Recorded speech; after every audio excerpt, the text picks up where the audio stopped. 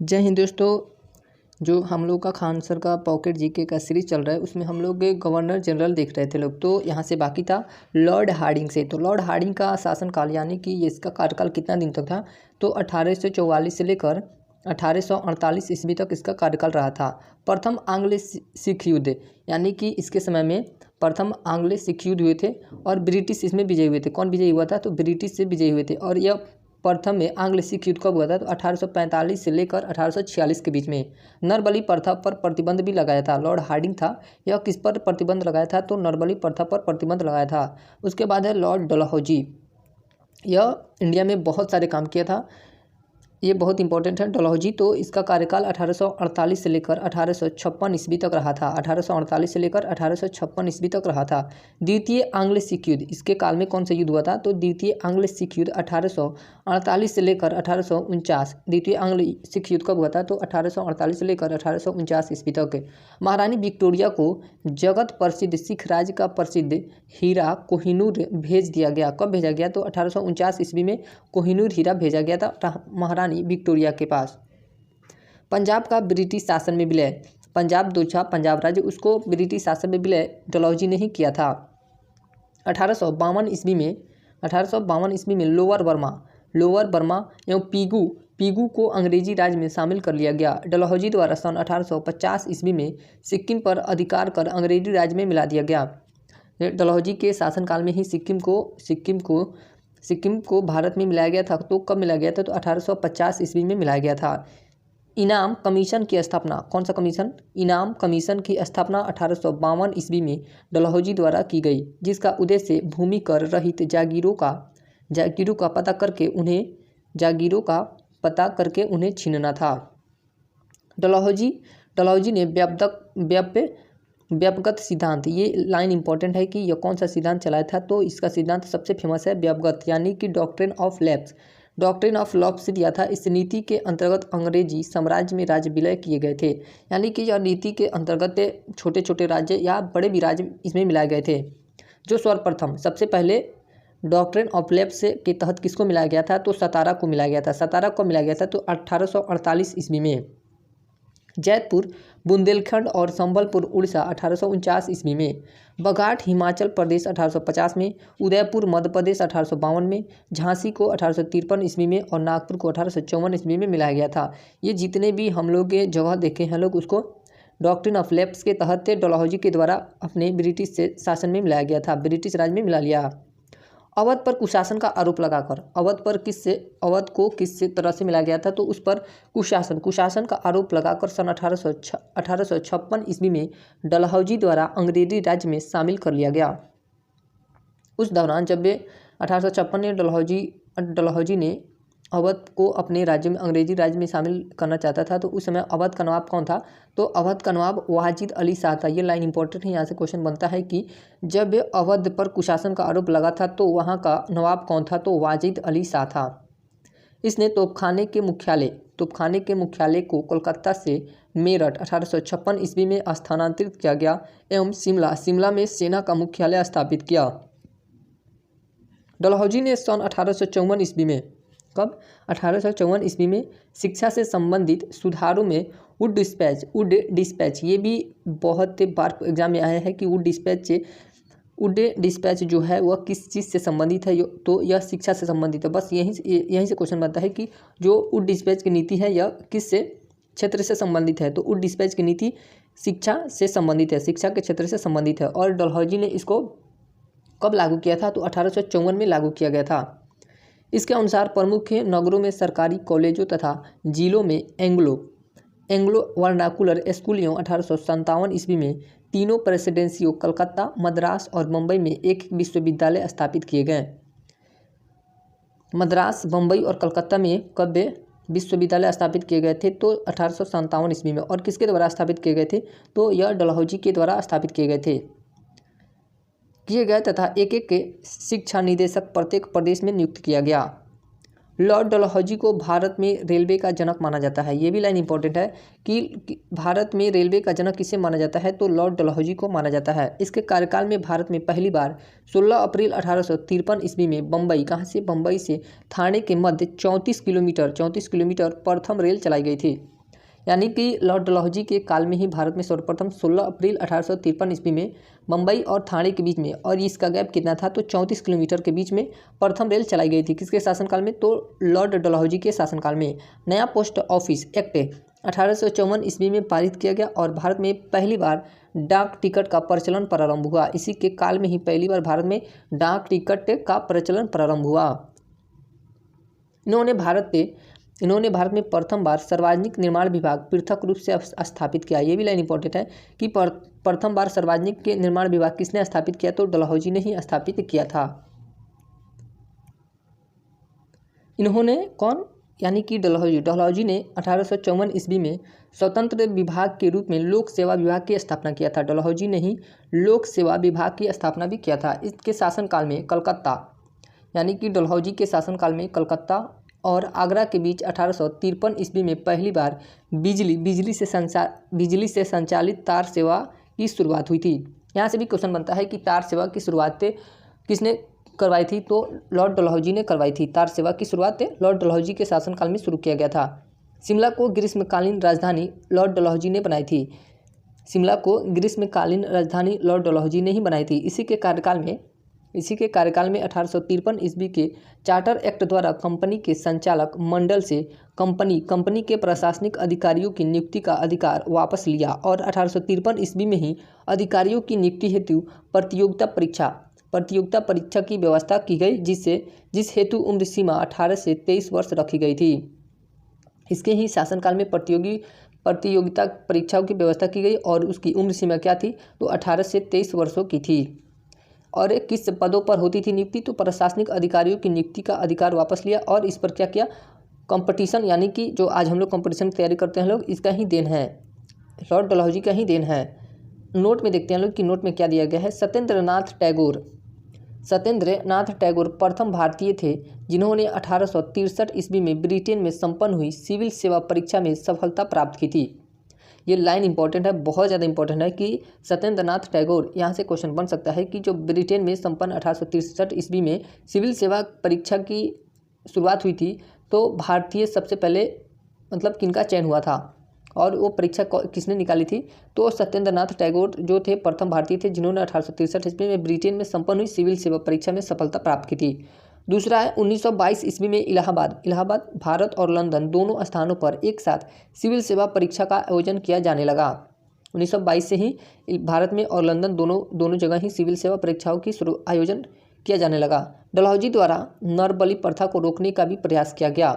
इसने नरबली प्रथा को भी रोकने का भी प्रयास किया था। उसके बाद है लॉर्ड कैनिंग का कार्यकाल 1856 से लेकर, ये लॉर्ड कैनिंग भी इम्पॉर्टेंट है, इसके शासनकाल में भी बहुत सारे कार्य हुए थे।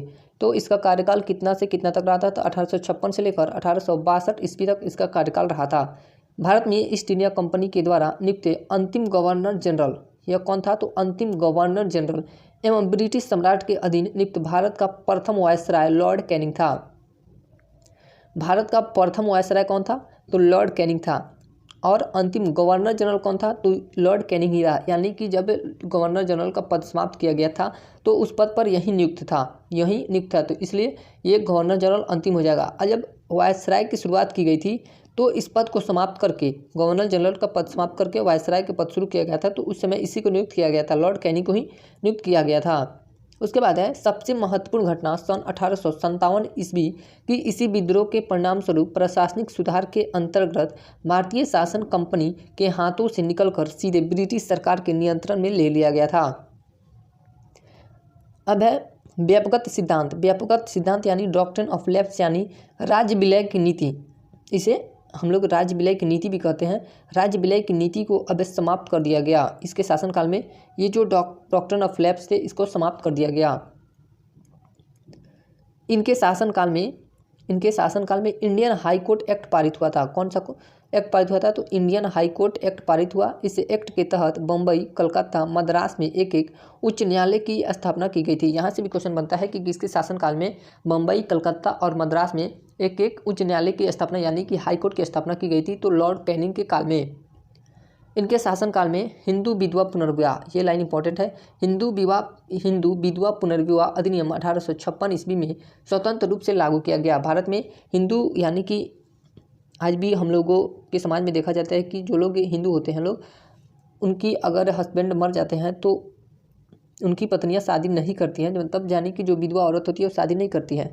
लेकिन इसके शासनकाल में हिंदू विधवा पुनर्विवाह अधिनियम 1856 भी भारत में लागू हुआ था, जिसके तहत वह विधवा औरतें दूसरे के साथ शादी करके अपना जीवन बसर करती थी। इनके कार्यकाल में 1857 ईस्वी में महालेखा परीक्षक पद बनाया गया।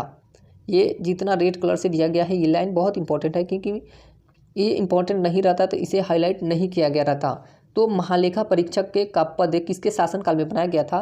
तो लॉर्ड कैनिंग के ही शासनकाल में बनाया गया था, जो स्वतंत्रता के बाद नियंत्रक एवं महालेखा परीक्षक कहलाया। जो हम लोग के नियंत्रक एवं महालेखा परीक्षक के बारे में पॉलिटी में पढ़ते हैं लोग, वह इसी के शासनकाल का, इसी के काल का ही देन है। जो इसके समय क्या कहलाता था? तो महालेखा परीक्षक का पद कहलाता था। भारत शासन अधिनियम 1858 ईस्वी के तहत मुगल सम्राट के पद को समाप्त किया गया। मुगल सम्राट के पद को किस अधिनियम के तहत समाप्त किया गया था? तो भारत शासन अधिनियम 1858 जो आया था उसके तहत समाप्त किया गया था। मैकाले के द्वारा प्रारूपित दंड संहिता 1858 ईस्वी में एक कानून बना दिया गया और सन 1859 ईस्वी में अपराध विधान संहिता लागू की गई। इंडियन काउंसिल एक्ट 1861 ईस्वी में पारित किया गया। इंडियन काउंसिल एक्ट 1861 में पारित किया गया एवं पोर्टफोलियो प्रणाली लागू की गई थी। पोर्टफोलियो प्रणाली भी लागू की गई थी। उसके बाद है लॉर्ड एल्गिन। लॉर्ड एल्गिन का कार्यकाल 1862 से लेकर 1863 ईस्वी तक रहा था। यह मात्र 1 साल तक ही रहा था। वहाबी आंदोलन का दमन, इसी के शासनकाल में ही वहाबी आंदोलन हुआ था और इसका दमन भी किया था। 1863 ईस्वी में धर्मशाला हिमाचल प्रदेश में मृत्यु हो गई। इसकी मृत्यु कहाँ हुई थी? तो धर्मशाला कहाँ पे? हिमाचल प्रदेश में है। यहाँ पे मैच होता है, बहुत फेमस स्टेडियम है धर्मशाला का, और ये हिमाचल प्रदेश में स्थित है। वहाँ पे इसकी लॉर्ड एल्गिन की मृत्यु हो गई। उसके बाद है लॉर्ड लॉरेंस। लॉर्ड लॉरेंस का कार्यकाल 1864 से लेकर 1869 ईस्वी तक रहा था। इसके शासनकाल में 1865 ईस्वी में भूटान द्वारा ब्रिटिश साम्राज्य पर आक्रमण किया गया। लॉर्ड लॉरेंस के ही शासनकाल में भूटान ने ब्रिटिश साम्राज्य पर आक्रमण किया था। अफगानिस्तान के संबंध में इन्होंने हस्तक्षेप की नीति अपनाई। अफगानिस्तान के संबंध में इन्होंने किस नीति को अपनाई थी? तो हस्तक्षेप की नीति अपनाई थी, जिसको शानदार निष्क्रियता के नाम से जाना जाता है। जिसको किस नाम से जाना जाता है? तो शानदार निष्क्रियता के नाम से जाना जाता है। इनकी समय अवधि में उड़ीसा में सन 1866 ईस्वी में और बुंदेलखंड और राजपूताना में 1868 से 69 ईस्वी में भीषण अकाल पड़ा। इनके द्वारा हेनरी कैंपबेल के नेतृत्व में एक अकाल आयोग का गठन किया गया था। ये लाइन इंपॉर्टेंट है कि किसके नेतृत्व में अकाल आयोग का गठन किया गया था? तो हेनरी कैंपबेल के नेतृत्व में अकाल आयोग का गठन किया गया था। और उस समय कौन गवर्नर जनरल था? तो लॉर्ड लॉरेंस था उस समय। भारत और यूरोप के मध्य प्रथम समुद्री टेलीग्राफ सेवा 1865 ईस्वी में लॉर्ड लॉरेंस द्वारा शुरू की गई थी। किसके द्वारा शुरू की गई थी? तो लॉर्ड लॉरेंस के द्वारा शुरू की गई थी। अब है लॉर्ड मेयो का कार्यकाल 1869 से लेकर 1872 ईस्वी तक रहा था। 1869 से 1872 ईस्वी तक रहा था। अजमेर में मेयो कॉलेज की स्थापना, अजमेर में किस कॉलेज की स्थापना हुई? तो मेयो कॉलेज की स्थापना लॉर्ड मेयो द्वारा 1872 ईस्वी में की गई थी। लॉर्ड मेयो ने कृषि विभाग की स्थापना 1872 ईस्वी में की थी। कृषि विभाग की स्थापना किसने की थी? तो लॉर्ड मेयो ने। एक अफगान द्वारा सन 1872 ईस्वी में चाकू मारकर इसकी हत्या कर दी गई। भारत में अंग्रेजों के समय अवधि में प्रथम जनगणना 1872 ईस्वी में लॉर्ड मेयो के कार्यकाल में ही संपन्न हुई थी। ये लाइन बहुत इंपॉर्टेंट है, क्योंकि यहाँ से क्वेश्चन बनता है कि भारत में प्रथम जनगणना कब हुई थी? तो 1872 ईस्वी में हुई थी। और किसके कार्यकाल में हुई थी? यानी कि कौन सा गवर्नर जनरल था जिसके कार्यकाल में जनगणना हुई थी? तो लॉर्ड मेयो के कार्यकाल में, लेकिन यह पूर्ण नहीं हुआ था। इसके आगे फिर 1881 में होता है। उसके बाद हर साल 10 साल पे जनगणना होने लगता है। उसके बाद है लॉर्ड नॉर्थब्रुक। लॉर्ड नॉर्थब्रुक के जिसका शासनकाल 1800 यानी कि कार्यकाल इसका 1872 से लेकर 1876 ईस्वी तक रहा था। इसकी समय अवधि में बंगाल में भयानक अकाल पड़ा। इन्होंने भ्रष्टाचार के आरोप में बड़ौदा के मल्हार राव गायकवाड़ को पदच्युत करके मद्रास भेजा था। लॉर्ड नॉर्थब्रुक द्वारा यह घोषणा की गई कि मेरा उद्देश्य करों को हटाना एवं अनावश्यक के वैधानिक कार्यवाहियों पर रोक लगाना है। यह किसका कथन है? तो लॉर्ड नॉर्थब्रुक का यह कथन है कि मेरा उद्देश्य करों को हटाना है एवं अनावश्यक वैधानिक कार्यवाहियों पर रोक लगाना है, इसका कथन है। पंजाब का प्रसिद्ध कूका आंदोलन ये बहुत फेमस है। जब हम लोग आंदोलन पढ़ेंगे लोग तो इसमें कूका आंदोलन पढ़ने को हम लोग को मिलेगा। कूका आंदोलन इन्हीं के कार्यकाल में हुआ था। कूका आंदोलन किसके कार्यकाल में हुआ था? तो लॉर्ड नॉर्थब्रुक के कार्यकाल में हुआ था। इनके कार्यकाल के दौरान स्वेज नहर के खुल जाने से भारत और ब्रिटेन के मध्य व्यापार में काफ़ी वृद्धि हुई। उसके बाद लॉर्ड लिटन, ये भी इम्पोर्टेंट है। लॉर्ड लिटन का कार्यकाल 1876 से लेकर 1880 ईस्वी तक रहा था। यह एक के प्रसिद्ध साहित्यकार, उपन्यासकार एवं निबंध लेखक था। यह क्या था? तो यह साहित्यकार भी था, उपन्यासकार भी था और निबंध लेखक भी था। साहित्य काव्य में इन्होंने ओवन मैरेथिड के नाम से जाना जाता है। साहित्य काव्य में इन्हें किस नाम से जाना जाता है? तो ओवन मैरेथिड के नाम से भी जाना जाता है लॉर्ड लिटन को। इसकी समय अवधि में बम्बई, मद्रास, हैदराबाद, पंजाब, मध्य भारत आदि में भयानक अकाल पड़ा था। लिटन द्वारा रिचर्ड स्टेची की अध्यक्षता में एक अकाल आयोग को भी स्थापित किया गया। लिटन ने भी अकाल आयोग की भी स्थापना किया था। और किसके अध्यक्षता में? तो रिचर्ड स्टेची की अध्यक्षता में 1 जनवरी 1877 ईस्वी को दिल्ली दरबार का आयोजन किया गया था। दिल्ली दरबार का आयोजन कब हुआ था? तो 1 जनवरी 1877 ईस्वी में हुआ था, जिसमें ब्रिटेन की महारानी विक्टोरिया को कैसेरे हिंद की उपाधि से सम्मानित किया गया। इसकी समय अवधि में 1878 ईस्वी में आर्म्स एक्ट पारित किया गया। आर्म्स एक्ट किसके समय अवधि में पारित हुआ था? तो लॉर्ड लिटन के ही काल में आर्म्स एक्ट पारित किया गया था, जिसके फलस्वरूप भारतीयों द्वारा अपने पास हथियार रखने का अधिकार छीन लिया गया। यानी कि भारत के लोग अपने पास हथियार नहीं रख सकते थे। इससे कानून के अनुसार अगर जिनके पास होता था उन्हें जेल में डाल दिया जाता था। यह सजा उन्हें भुगतना पड़ता था।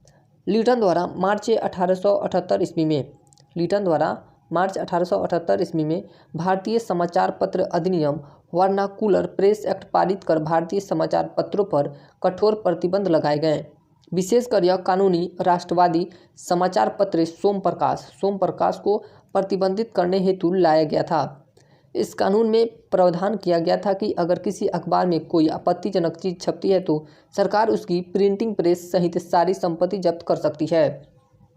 लॉर्ड लिटन के शासनकाल में एक बहुत खराब ही एक्ट पारित हुआ था, जिसका नाम क्या था? तो भारतीय समाचार पत्र अधिनियम या वर्नाकुलर प्रेस एक्ट है। इस प्रेस एक्ट के तहत यह किस पे मतलब कि कौन सा ऐसा पत्र था, समाचार पत्र था जिसको प्रतिबंधित करने के लिए लगाया गया था? तो यह यहाँ से क्वेश्चन बनता है कि सोमप्रकाश एक समाचार पत्र था, उसको प्रतिबंधित करने के लिए इस एक्ट को लाया गया था। और इस एक्ट में क्या प्रावधान था कि अगर आपत्तिजनक चीज़ें छपती है किसी भी समाचार पत्र में तो सरकार उसकी प्रिंटिंग प्रेस यानी कि जिस मशीन से समाचार पत्र को छापा जाता है उसको भी जब्त किया जाएगा, साथ ही उसकी संपत्ति भी जब्त कर ली जाएगी। पायनियर अखबार द्वारा वर्नाकुलर प्रेस एक्ट 1878 का समर्थन किया था। ये लाइन इंपॉर्टेंट है क्योंकि पायनियर इंग्लिश अखबार था। पायनियर क्या था? तो यह इंग्लिश से पत्रिका थी जिसके द्वारा वर्नाकुलर प्रेस एक्ट 1878 ईस्वी में जो आया था उसको समर्थन किया गया था पायनियर अखबार के द्वारा। सन 1878 ईस्वी में लॉर्ड लिटन के समय ही भारतीय शस्त्र अधिनियम पारित हुआ, जिसके अंतर्गत क्या था? तो शस्त्र रखने और व्यापार करने हेतु लाइसेंस को अनिवार्य बना दिया गया। लॉर्ड लिटन के शासनकाल में ही कौन सा अधिनियम आया था? तो भारतीय शस्त्र अधिनियम आया था।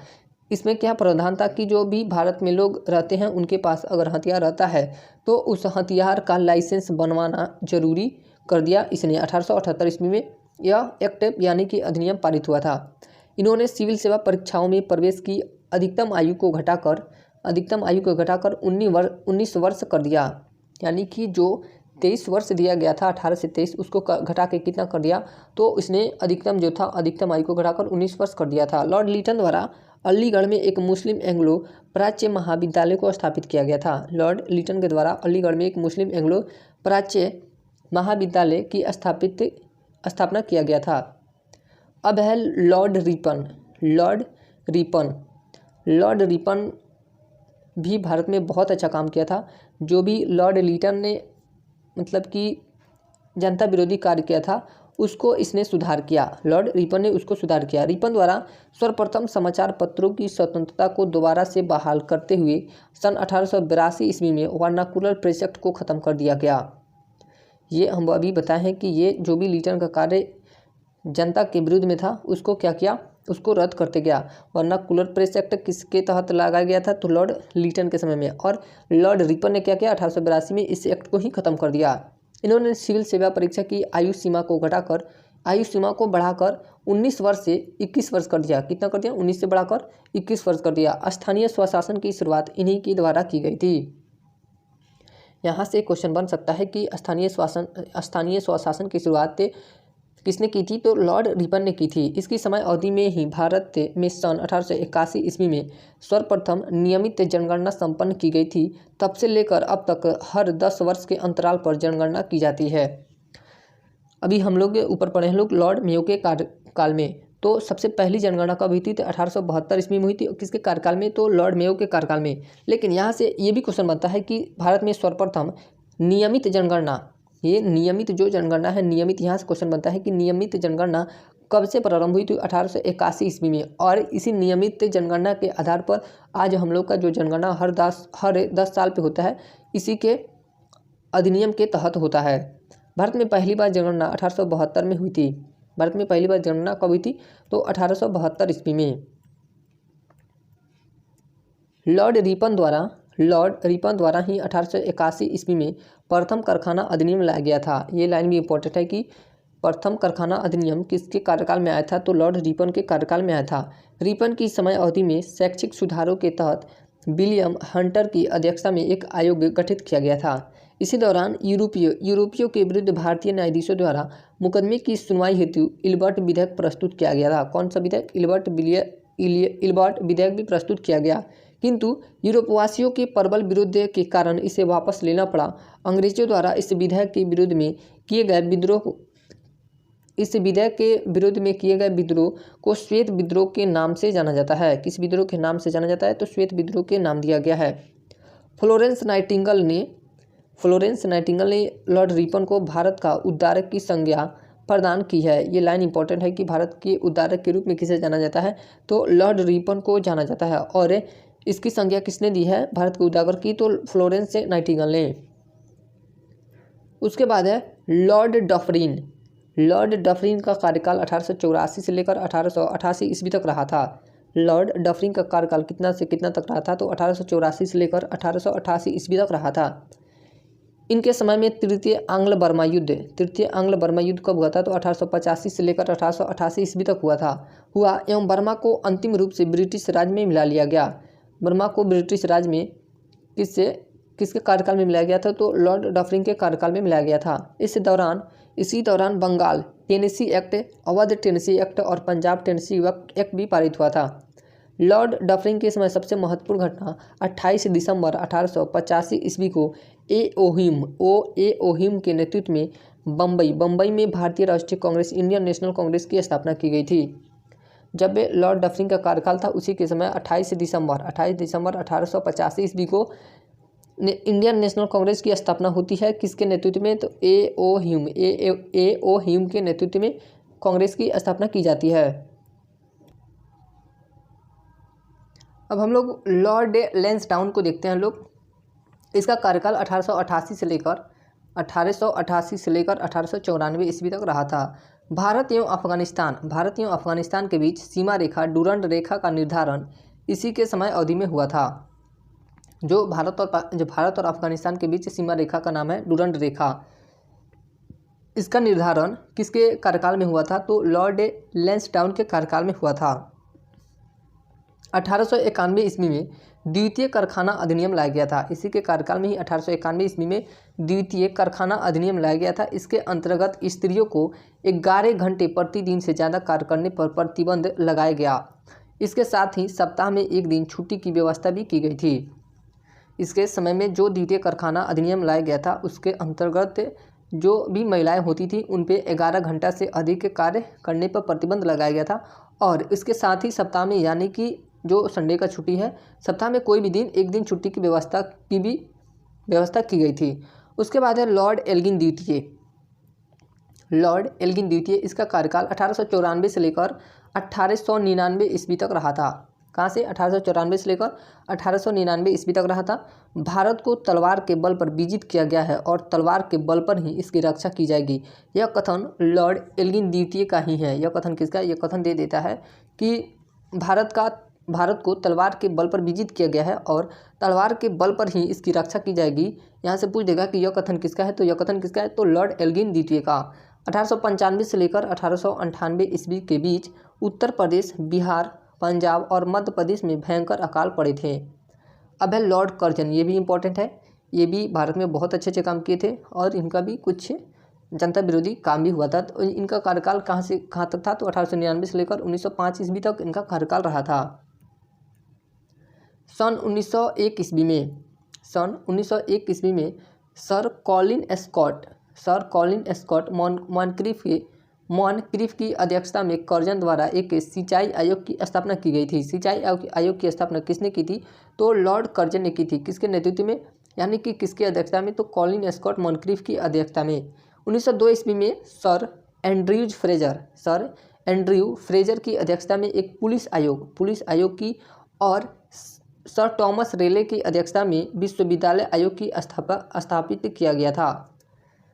सन 1902 ईस्वी में सर एंड्रयू फ्रेजर की अध्यक्षता में पुलिस आयोग की स्थापना की गई थी। उसके बाद सर टॉमस रेले की अध्यक्षता में विश्वविद्यालय आयोग की स्थापना किया गया। इसके कार्यकाल के दौरान 1904 ईस्वी में भारतीय विश्वविद्यालय अधिनियम पास किया गया था। इन्होंने सर एंटनी मैकडॉनल्ड की अध्यक्षता में एक अकाल आयोग गठित किया।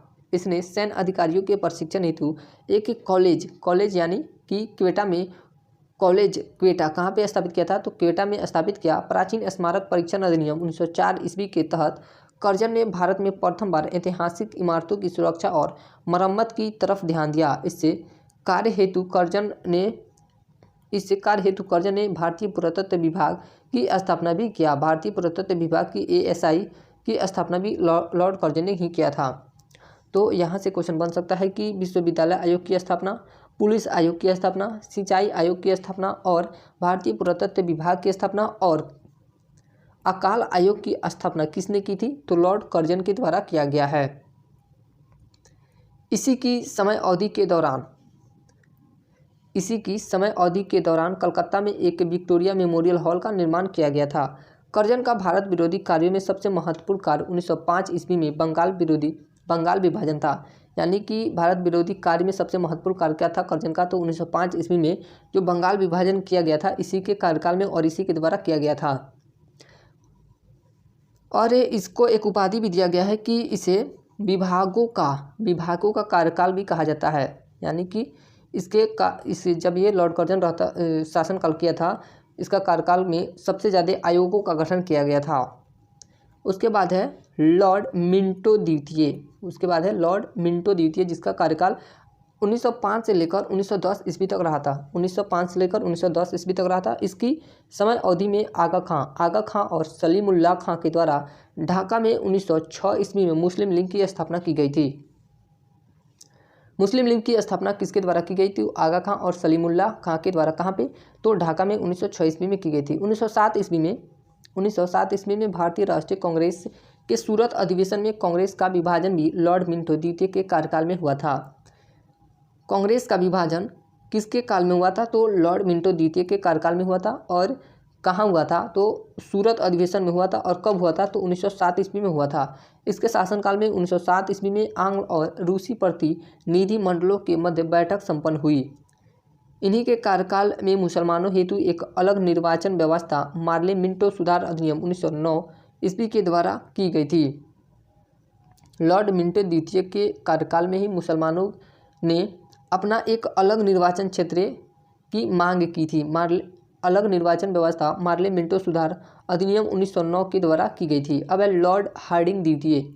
लॉर्ड हार्डिंग द्वितीय का कार्यकाल 1910 से लेकर 1916 ईस्वी तक रहा था। 1910 ईस्वी से लेकर 1916 ईस्वी तक रहा था। इसके समय में इंग्लैंड के राजा कौन थे, तो जॉर्ज पंचम भारत के दौरे पर आए।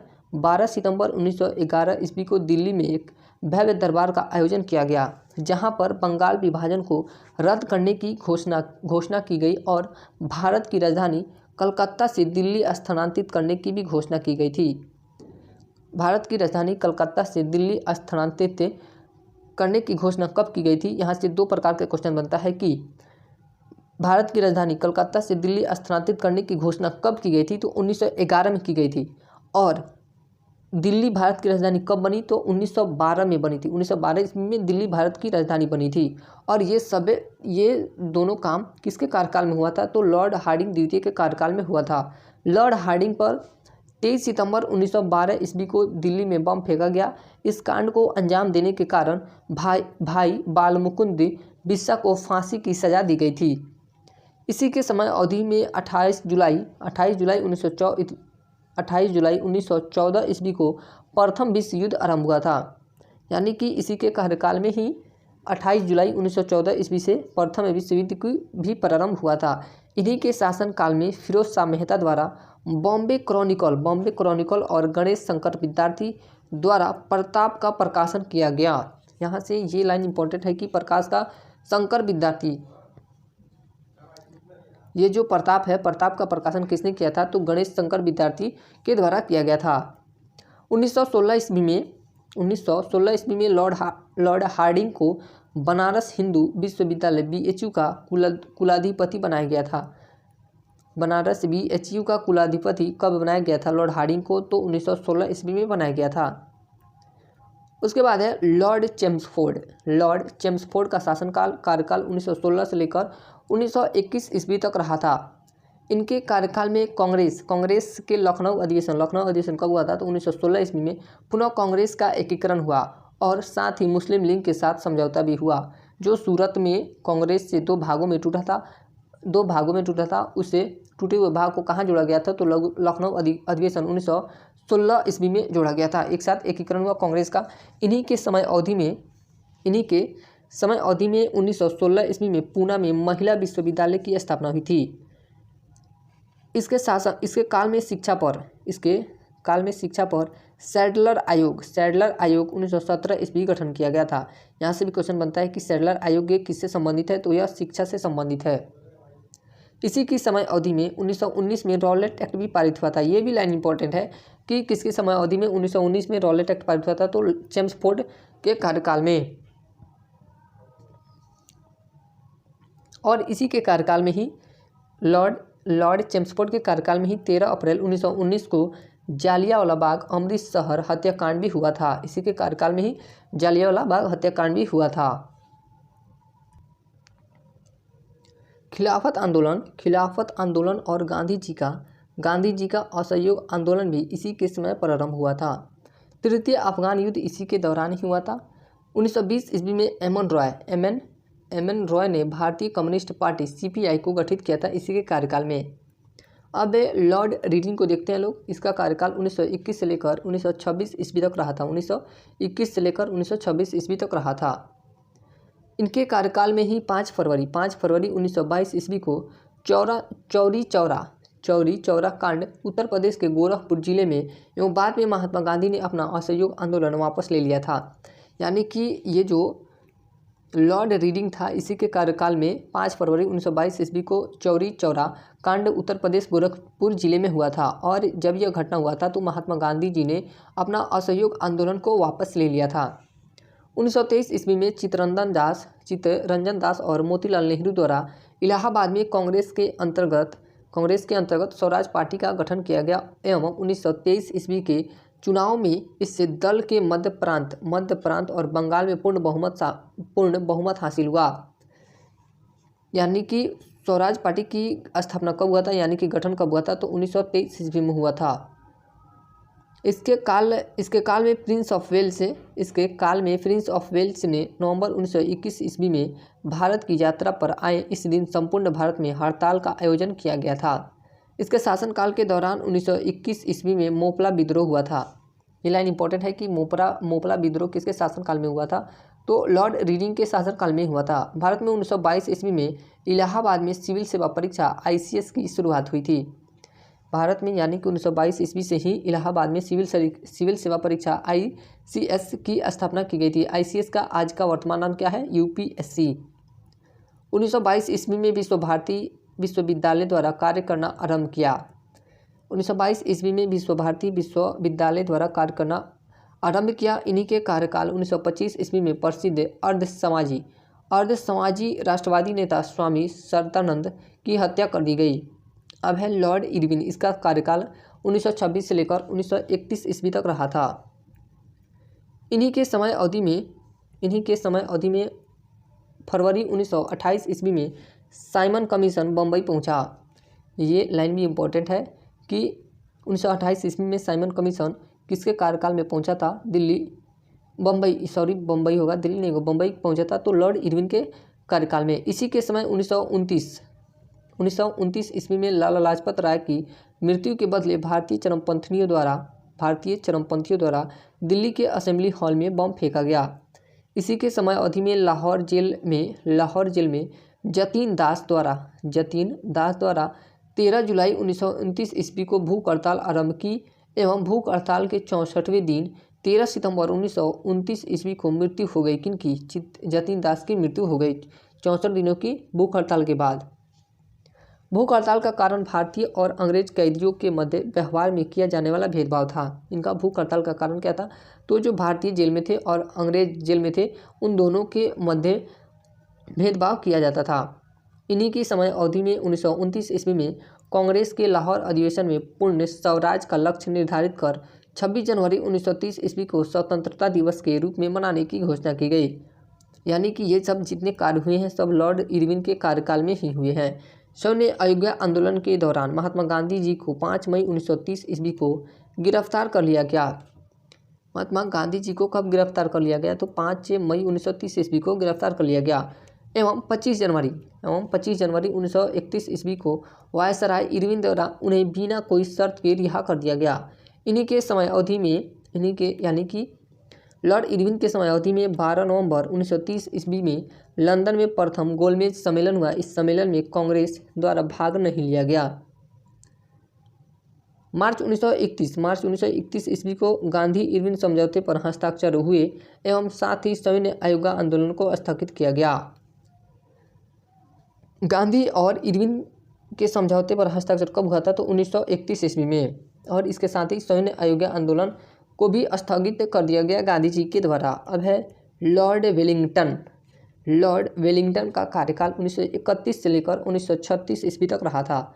द्वितीय गोलमेज सम्मेलन का आयोजन लंदन में 7 सितंबर से 1 दिसंबर 1931 ईस्वी तक संपन्न हुआ था।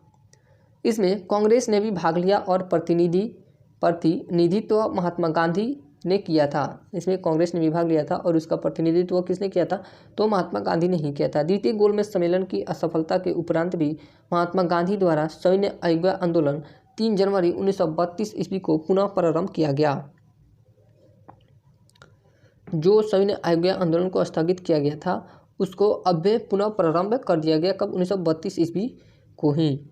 इनके कार्यकाल में रैमजे मैकडोनाल्ड ने 16 अगस्त 1932 ईस्वी को विवादास्पद सांप्रदायिक पंचायत की घोषणा की गई। इसके द्वारा दलितों को हिंदुओं से अलग मानकर उन्हें अलग प्रतिनिधित्व देने को कहा गया तथा दलित वर्गों के लिए अलग निर्वाचन मंडल का प्रावधान किया गया।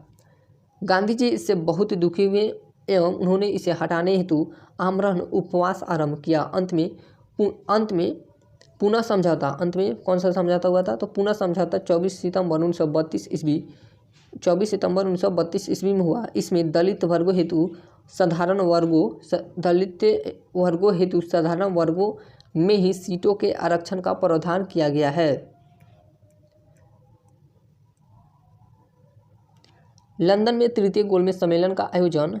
अब है तृतीय गोलमेज सम्मेलन का आयोजन 17 नवंबर से 24 दिसंबर 1932 ईस्वी तक हुआ। कांग्रेस ने इसमें भाग नहीं लिया। 1934 ईस्वी में बिहार में भूकंप आया था। 1934 ईस्वी में बिहार में क्या आया था? भयंकर भूकंप आया था। इन्हीं के समय में भारत सरकार अधिनियम 1935 पारित किया गया। लॉर्ड इरविन के समय में ही भारत शासन अधिनियम 1935 पारित किया गया था। इन्होंने कांग्रेस के बम्बई अधिवेशन 1905 ईस्वी में भाग लिया गया। इस अधिवेशन की अध्यक्षता सत्येंद्र प्रसन्न सिन्हा द्वारा की गई थी। जो कांग्रेस की बम्बई अधिवेशन 1915 में हुई थी उसकी अध्यक्षता किसने की थी? तो सत्येंद्र प्रसन्न सिन्हा द्वारा की गई थी। अब है लॉर्ड लिनिथगो के बारे में पढ़ते हैं लोग कि इसका कार्यकाल 1936 से लेकर 1943 ईस्वी तक रहा था। इनके कार्यकाल में 1943 ईस्वी में बंगाल में भयानक अकाल पड़ा। इसके शासनकाल के दौरान पहली बार चुनाव कराए गए। कांग्रेस ने 11 में से 8 प्रांतों बॉम्बे, मद्रास, बिहार, संयुक्त प्रांत, मध्य प्रांत, उड़ीसा, उत्तर पश्चिम सीमांत प्रांत, असम में अपनी सरकार बनाई। प्रथम 6 प्रांतों में कांग्रेस को स्पष्ट बहुमत हासिल हुआ था। बंगाल, असम, उत्तर पश्चिम सीमा प्रांत, पंजाब और सिंध में कांग्रेस को पूर्ण बहुमत हासिल नहीं हुआ था। कहाँ पे? पंजाब और सिंध में। इनके शासनकाल के दौरान 1 सितंबर 1939 से ईस्वी को द्वितीय विश्व युद्ध प्रारंभ हुआ। ब्रिटिश सरकार द्वारा भारतीयों से पूछे बिना भारत को द्वितीय विश्व युद्ध में झोंक दिया गया। कांग्रेस ने इसका विरोध किया और ना कोई भाई ना कोई पाई का नारा कब दिया गया था? तो द्वितीय विश्व युद्ध में भारतीयों में जो सैनिक थे उन्हें बिना किसी से पूछे उन्हें भेज दिया गया तथा कांग्रेस द्वारा शासित प्रांतों के सभी मंत्रिमंडलों से त्यागपत्र दे दिया। सुभाष चंद्र बोस ने 1 मई 1939 ईस्वी को फॉरवर्ड ब्लॉक के नाम की एक नई पार्टी बनाई। ये लाइन इंपॉर्टेंट है कि सुभाष चंद्र बोस ने फॉरवर्ड ब्लॉक की स्थापना कब की थी? तो 1 मई 1939 ईस्वी को फॉरवर्ड ब्लॉक की स्थापना की गई थी। लीग के लाहौर अधिवेशन, यानी कि लीग का मतलब क्या होगा? मुस्लिम लीग के लाहौर अधिवेशन में 1940 ईस्वी में पहली बार पाकिस्तान की मांग की गई। पाकिस्तान की मांग कब की गई थी? तो 1940 ईस्वी में। और किस अधिवेशन में की गई थी? तो मुस्लिम लीग के लाहौर अधिवेशन में। अगस्त प्रस्ताव 8 अगस्त 1940 ईस्वी को अंग्रेजों द्वारा लाया गया था। अगस्त प्रस्ताव कब आया था? तो 8 अगस्त 1940 ईस्वी को अंग्रेजों के द्वारा लाया गया था। अब है क्रिप्स मिशन 1942 ईस्वी में भारत आया था। क्रिप्स मिशन 1942 ईस्वी में भारत आया था। कांग्रेस द्वारा भारत छोड़ो आंदोलन 9 अगस्त 1942 ईस्वी को प्रारंभ किया गया। कांग्रेस ने कौन सा आंदोलन शुरू किया गया था? तो भारत छोड़ो का आंदोलन शुरू किया था। कब? तो 9 अगस्त 1942 ईस्वी को।